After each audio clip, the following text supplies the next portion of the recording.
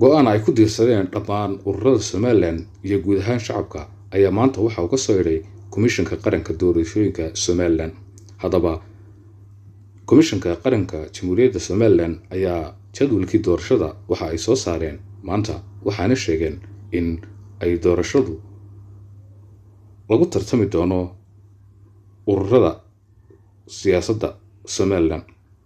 Ururadan oo in badan oo muddo 10 sano ah naawilayay inay maruun soo istaagaan booskan una tartamaan inay noqdaan xisbiyo oo ay hogaaminayaan rugcada siyaasiyiin, aqoon-yahano iyo dhammaan dadka labeenta u ah bulshada Somaliland.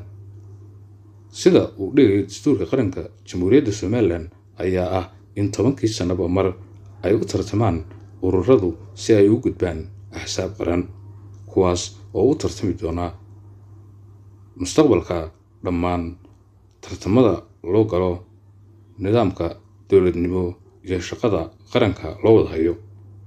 Haddaba sida caalamka ay u xushaan dadka u mateli doona siyaasadda ayaa ah mid qodobaysan, taasoo haatan astaamaheedu ay ka muuqato shacabka Somaliland.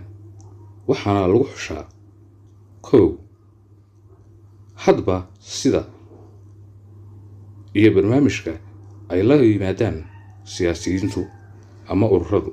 Urur kasta waxaa lagu doortaa danaha iyo danta guud iyo qaab dhismeedka siyaasadiisa.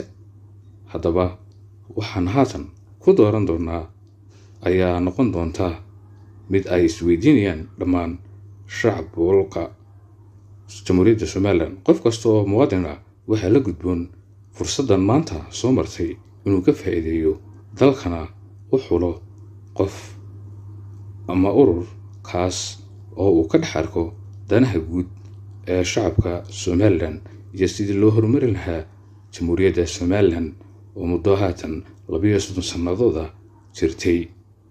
هذا برنامج كنا ينتهي كسوق ويقولنا والسلام عليكم ورحمة الله تعالى وبركاته.